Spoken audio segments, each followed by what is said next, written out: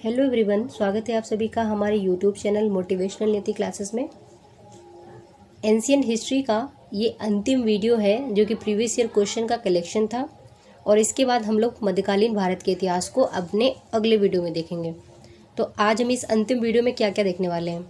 पहला तो हम देखने वाले हैं साहित्य एवं साहित्यकार, और इसके बाद हम यहाँ पे पूर्व मध्यकाल का कुछ झलक देखेंगे। तो चलिए शुरू करते हैं। ये जो क्वेश्चन है हमारे यूपी पीसीएस के द्वारा अब तक जितनी भी एग्ज़ाम्स हुए हैं सबके निचोड़ हैं ये, और ये हमारे बिहार पीसीएस में बहुत हेल्प करने वाले हैं। यूपी पीसीएस के प्रीलिम्स में, आरओ के मेंस में, इनफैक्ट जितने भी जीएस आ रहे हैं हिंदी भाषी राज्यों में, सब में ये हेल्प करने वाले हैं। तो चलिए शुरू करते हैं। इतिहास के पिता की पदवी सही अर्थों में संबंधित है, तो ये हो जाएंगे हेरोडोटस से। सुमेलित है, तो यहाँ पे सुमेल देखना है पुस्तक एवं लेखक का। अष्टाध्यायी, पाणिनि, महाभाष्य, पतंजलि, निरुक्त, यास्क, ये याद रखना, निरुक्त यास्क से संबंधित है। वार्तिक, कात्यायन से संबंधित है। मुद्रा राक्षस के लेखक कौन है? विशाखदत्त।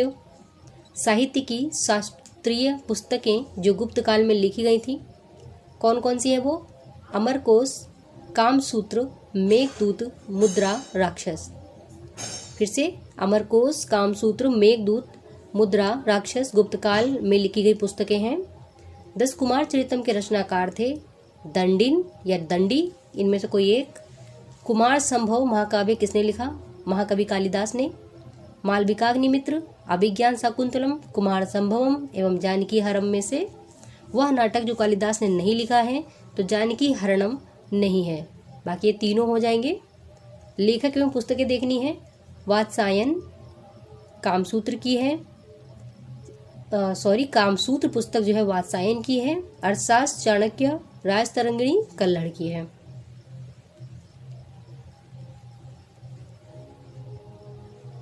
कल्हड़ द्वारा रचित राजतरंगिणी किससे संबंधित है? तो इसमें कश्मीर के इतिहास के बारे में बात की गई है। लेखक एवं रचनाएं देखेंगे। भारवी की रचना है किरातार्जुनीयम, राजशेखर कर्पूर मंजरी, कालिदास रघुवंशम, भास स्वप्नवासवदत्तम, बाणभट्ट कादम्बरी, हर्ष नागानंद एवं रत्नावली, ये 2 पुस्तकें हर्ष की होंगी। संस्कृत की रचनाएं जिन्होंने महाभारत से अपना कथा सूत्र लिया है, तो ये कौन कौन सी रचनाएं हैं?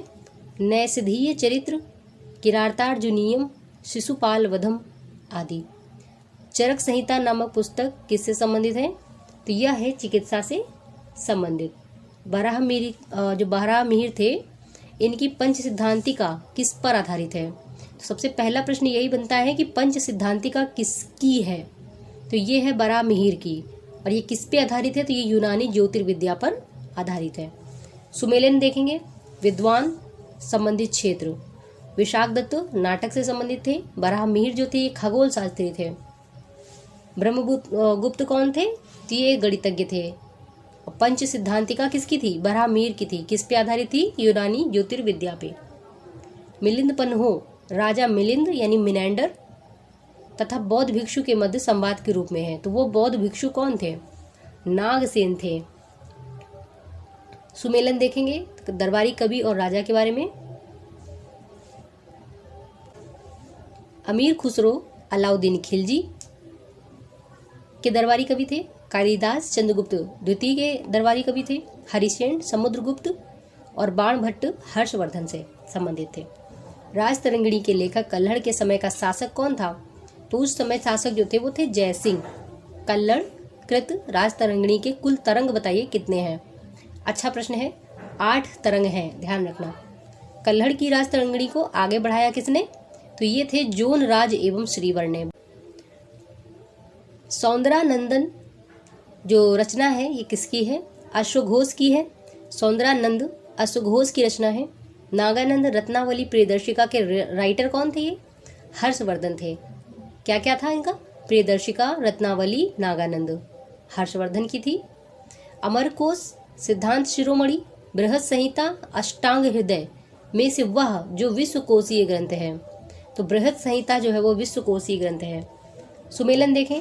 मृक्षकटिकम शूद्रक से, बुद्ध चरितम अश्वघोष से, हर्षचरित बाणभट्ट की, और ग्रंथकार मूल ग्रंथ में बराहमिहिर बृहत संहिता से, विशाख दत्त, देवी चंद्र गुप्तम, विल्हड़, विक्रमान देव चरित, कर्पूर मंजरी राजशेखर की, सौंदरानंद अश्वघोष की, लाइफ ऑफ ह्वेन सॉन्ग, तो इसका कौन है?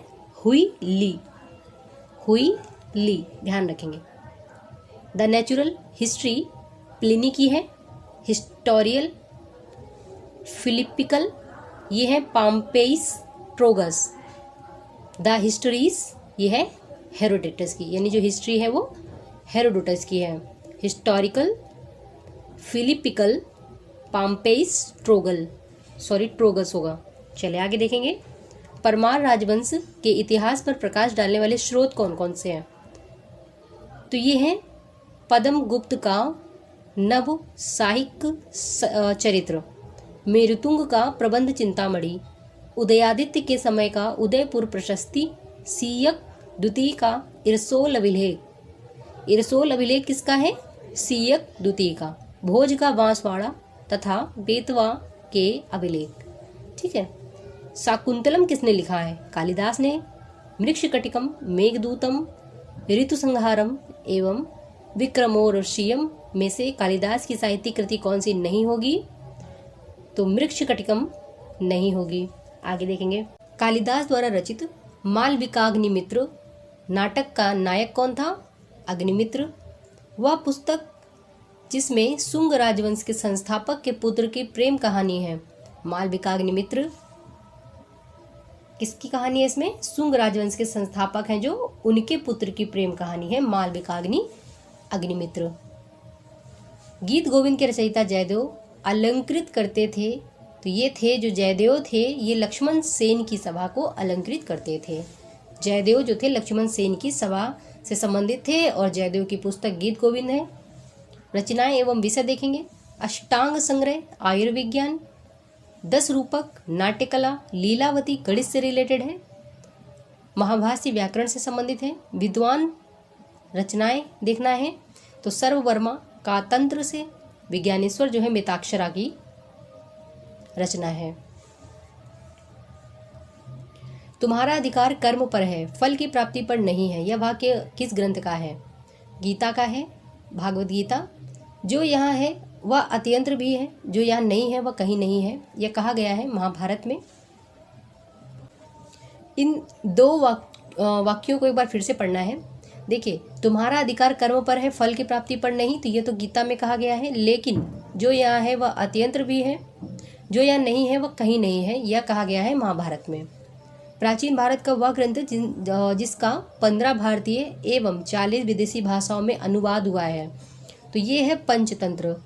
पंचतंत्र जो है एक ग्रंथ है जिसका 15 भारतीय भाषाओं में अनुवाद हुआ है एवं 40 विदेशी भाषाओं में अनुवाद हुआ है। क्या है वो? पंचतंत्र। और पंचतंत्र की मूल रूप से लिखी गई, तो ये पंचतंत्र को लिखा किसने है? तो ये मूल रूप से विष्णु शर्मा द्वारा लिखी गई है। बीजगणित के क्षेत्र में अपने योगदान के लिए विशेष रूप से जाने जाते थे कौन? भास्कर। तो ये देखिए उदाहरण जो होंगे, ऑप्शन जो होंगे उनके अनुसार आंसर दिया गया होगा। गणित की पुस्तक लीलावती के लेखक हैं भास्कराचार्य। भास्कराचार्य लीलावती के लेखक हैं। आर्यभट्ट भारतीय गणितज्ञ थे एवं खगोल शास्त्री थे। वह भारतीय गणितज्ञ जिसने दशमलव के स्थानिक मान की खोज की थी। तो दशमलव की खोज किसने की थी स्थानीय मान की? तो वो थे आर्यभट्ट। पृथ्वी की अपनी धुरी पर घूमने के कारण प्रतिदिन सूर्योदय एवं सूर्यास्त होता है। किसने कहा था? आर्यभट्ट ने कहा था। शून्य का आविष्कार किया था किसी अज्ञात भारतीय ने।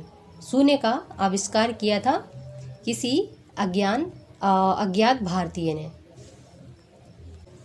देखिए यहाँ पे बताया है कि शून्य का आविष्कार किसी अज्ञात भारतीय ने किया था, तो उस अज्ञात भारतीय का नाम क्या था?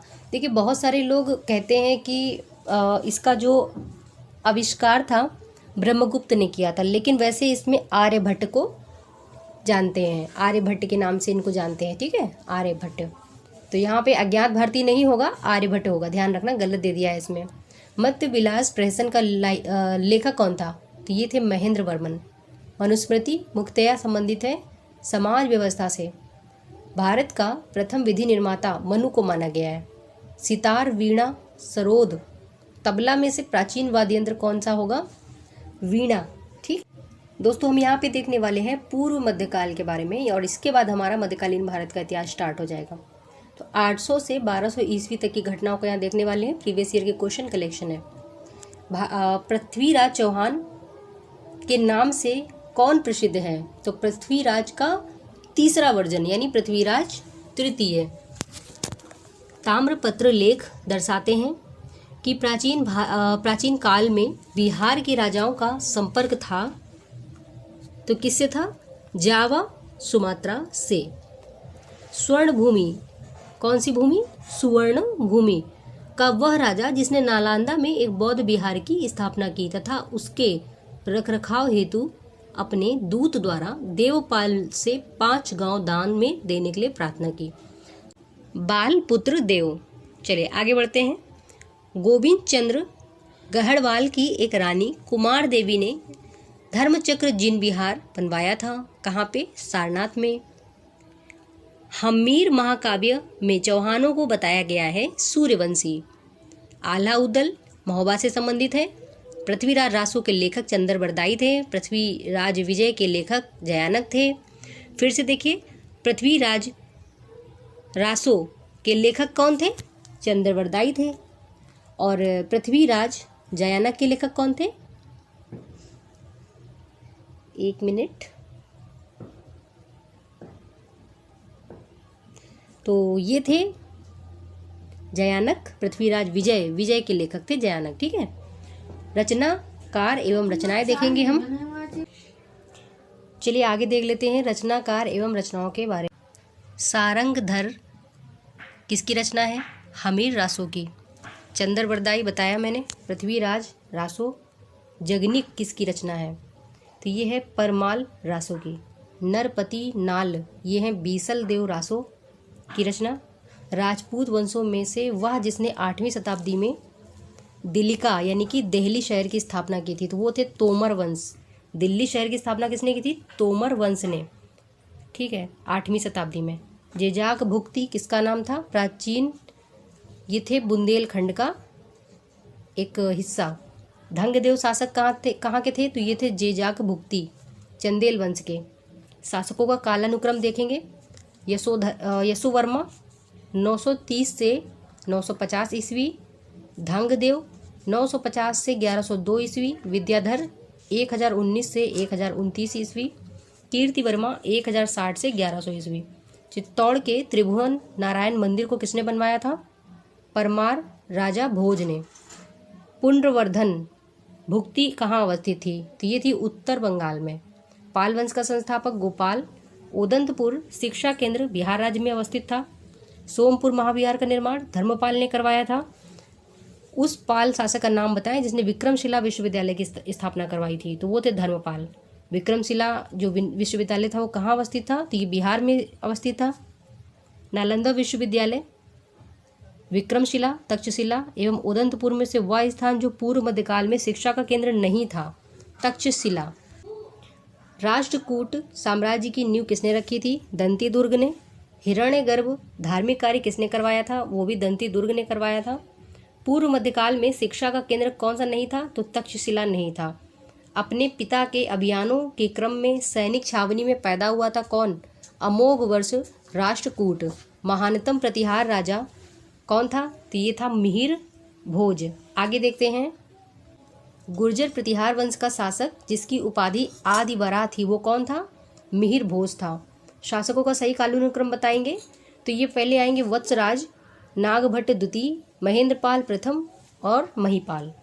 नागभट्ट द्वितीय, महेंद्रपाल प्रथम, देवपाल तथा ये भरत भट्ट प्रथम में से वह नाम जो गुर्जर प्रतिहार राजवंश से संबंधित नहीं था, तो वो था भरत भट्ट प्रथम। चलिए आगे देखेंगे।